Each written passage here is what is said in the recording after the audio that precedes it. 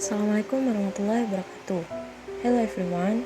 Sebelumnya perkenalkan, saya Kosratul Tafiin, mahasiswa Universitas Islam Negeri Sunan Ampel, jurusan Psikologi.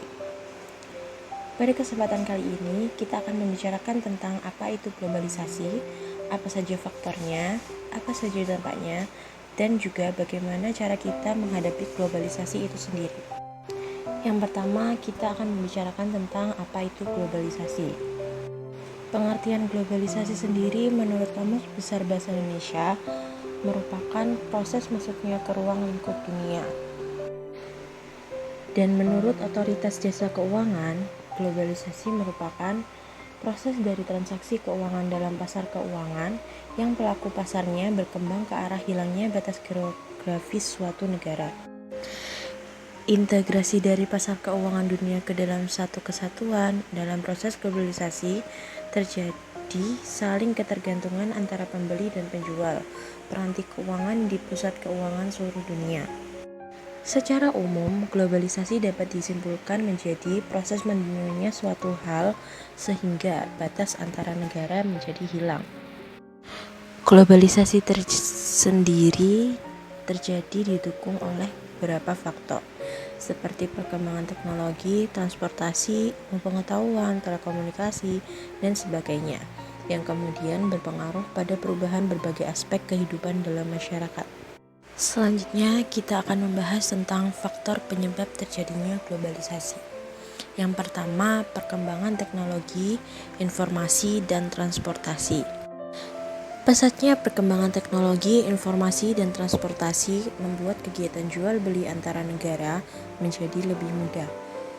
Hingga kini kita bisa transaksi dengan pembeli atau penjual di negara lain tanpa tatap muka melalui e-commerce seperti Shopee, Tokopedia, dan lain sebagainya.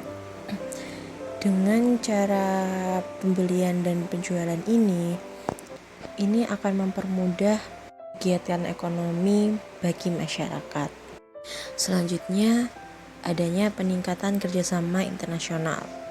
Kerjasama internasional memudahkan terjadinya transaksi antara negara, yang kemudian turut meningkatkan jumlah produk yang masuk dari luar negeri dan juga sebaliknya. Proses globalisasi pun terus terjadi, lebih perdagangan internasional. Indonesia sendiri memiliki kerjasama internasional dengan beberapa negara, seperti kerjasama bilateral Indonesia dengan Jerman, kerjasama ekonomi Indonesia dengan Australia, dan masih banyak lagi.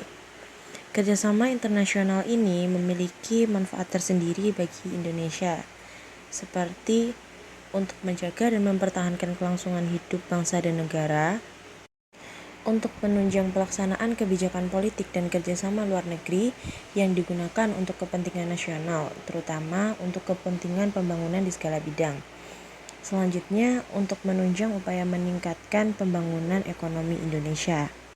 Selain itu, kerjasama internasional juga bermanfaat untuk menunjang upaya pembinaan dan pengembangan nilai-nilai sosial budaya bangsa dalam upaya penanggulangan terhadap setiap bentuk ancaman, tantangan, hambatan, gangguan, dan kejahatan internasional dalam rangka pelaksanaan pembangunan nasional. Kerjasama internasional juga bermanfaat untuk menunjang upaya pemeliharaan dan pemulihan perdamaian, keamanan, dan stabilitas internasional, serta untuk membuka peluang dalam pemasaran produk dalam negeri ke luar negeri. Faktor pendorong selanjutnya adalah kemudahan transportasi. Pengiriman barang dan jasa antar negara menjadi lebih mudah, sehingga banyak produk asing yang masuk dan menjadi bagian dalam kehidupan masyarakat. Tidak jarang produk asing ini kemudian diadaptasi oleh masyarakat setempat sehingga terjadi penggabungan kebudayaan. Dan yang terakhir adalah ekonomi terbuka. Perdagangan global yang terjadi saat ini dikarenakan negara-negara di dunia semakin terbuka satu sama lain, sehingga terjadi pertukaran produk dari satu negara ke negara lain. Produk ini sendiri tidak lepas dari elemen dan budaya negara asalnya, yang kemudian bisa saja mempengaruhi negara lain. Misalnya, produk kecantikan asal Korea yang mengandung bahan-bahan yang tidak umum ditemukan di Indonesia. Namun, karena popularitas produk kecantikan ini membuat anggapan cantik ala Korea maka produk ini banyak diadaptasi oleh produk-produk lokal. Itulah beberapa faktor penyebab globalisasi. Selanjutnya kita akan membahas tentang aspek globalisasi. Ada beberapa aspek yang dipengaruhi oleh globalisasi. Yang pertama adalah aspek ekonomi, yang dapat dilihat dari meningkatnya perdagangan internasional, di mana kini segala transaksi jual beli antara negara dapat dilakukan dengan mudah melalui berbagai macam e-commerce, seperti Shopee dan Amazon. Yang selanjutnya adalah aspek sosial budaya, yang dapat dilihat dari proses masuknya nilai, norma, dan cara hidup, hingga praktek kebudayaan secara terintegrasi dalam kehidupan masyarakat. Hal ini merujuk kepada berbagai perilaku masyarakat yang tengah dipengaruhi oleh budaya global. Contohnya seperti pengaruh tren musik dari Amerika Serikat, kecantikan dan fashion ala Korea karena adanya pengaruh K-pop dan lain-lain. Yang terakhir adalah aspek politik. Pada aspek politik sendiri, era globalisasi membuat banyak terciptanya kerjasama politik seperti World Trade Organization, World Bank, dan lain-lain. Aspek politik di era globalisasi juga dapat dilihat dari maraknya kegiatan politik untuk mempromosikan nilai-nilai universal secara luas atau global, seperti masalah lingkungan, kesetaraan, hak asasi manusia, dan lain sebagainya. Selanjutnya kita masuk pada ciri-ciri globalisasi. Yang pertama adalah perubahan konsep. Era globalisasi membuat perubahan konsep antara ruang dan waktu, sehingga setiap orang akan mudah mengakses apapun yang mereka inginkan hanya menggunakan teknologi. Selanjutnya ada pasar dan produksi. Setiap negara akan saling bergantung satu sama lain.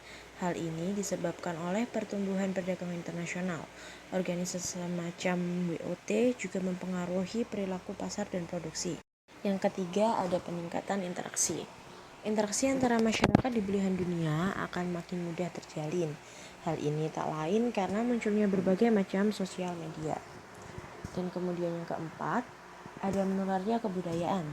Informasi yang mudah diperoleh menyebabkan pertukaran kebudayaan makin mudah didapatkan, misalnya melalui film, musik, ataupun fashion. Dan yang terakhir adalah timbulnya masalah bersama. Karena adanya kompleksnya jalan perekonomian dan perdagangan, hal ini juga memicu timbulnya masalah bagi berbagai negara. Misalnya inflasi regional, masalah lingkungan hidup, dan masih banyak lagi. Itulah beberapa ciri-ciri dari globalisasi. Kemudian kita akan membahas tentang dampak dari globalisasi. Globalisasi sendiri memiliki dampak positif dan negatif dalam kehidupan masyarakat. Yang pertama, kita akan membahas tentang dampak positif dari globalisasi. Salah satu dampak positif dari globalisasi adalah perubahan tata nilai dan sikap masyarakat. Adanya globalisasi dalam budaya menyebabkan pergeseran nilai dan sikap masyarakat yang semula irasional menjadi rasional. Selanjutnya, adanya perkembangan ilmu, pengetahuan, dan teknologi. Dengan berkembangnya ilmu pengetahuan dan teknologi, masyarakat menjadi jauh lebih mudah dalam beraktivitas dan mendorong untuk berpikir lebih maju. Kemudian, adanya peningkatan taraf hidup. Dengan dibukanya industri yang memproduksi alat-alat komunikasi dan transportasi yang canggih, merupakan salah satu usaha mengurangi pengangguran dan meningkatkan taraf hidup bagi. Dampak positif globalisasi selanjutnya adalah masyarakat antar negara yang dapat berinteraksi lebih mudah dengan kemajuan teknologi. Seperti yang kita ketahui sekarang, banyak sekali media sosial yang digunakan oleh masyarakat secara bebas, seperti Instagram, Facebook, ataupun Twitter. Sosial media tersebutlah yang dapat menghubungkan masyarakat antar negara. Selanjutnya, adanya peningkatan perdagangan internasional dan kegiatan wisata luar negeri karena kemajuan transportasi, pengembangan ilmu pengetahuan yang pesat, penyebaran informasi yang tidak dibatasi oleh jarak antar negara, serta terjalinan hubungan internasional antar negara yang semakin baik. Selanjutnya kita akan masuk kepada dampak negatif dari globalisasi. Yang pertama, adanya lunturnya nilai-nilai kebudayaan asli masyarakat karena mulai melebur dengan budaya asing dari luar. Nilai-nilai kehidupan masyarakat dari luar negeri ikut masuk, seperti konsumerisme dan hedonisme. Kemudian masuknya pola hidup yang berbeda dengan gaya hidup masyarakat lokal, khususnya pola hidup dari negara barat, atau yang biasa disebut dengan westernisasi. Dan ada juga kehidupan pertanian yang mulai ditinggalkan, karena masyarakat agraris yang awalnya bertani menjadi beralih ke masyarakat industri. Dan yang terakhir, adanya kerusakan lingkungan dan peningkatan polusi udara. Dari penjelasan tersebut, lalu bagaimana upaya kita untuk menghadapi globalisasi? Pada dasarnya, globalisasi bukanlah hal buruk dan memiliki banyak manfaat, seperti semakin berkembangnya teknologi dan informasi, berkembangnya teknologi komunikasi yang memudahkan proses interaksi dan pencarian wawasan atau ilmu pengetahuan yang lebih efisien. Cara paling penting untuk menghadapi era globalisasi adalah itulah yang bisa saya sampaikan. Terima kasih untuk kesempatannya. Semoga kita dapat bertemu kembali di kesempatan yang lainnya. Sampai jumpa.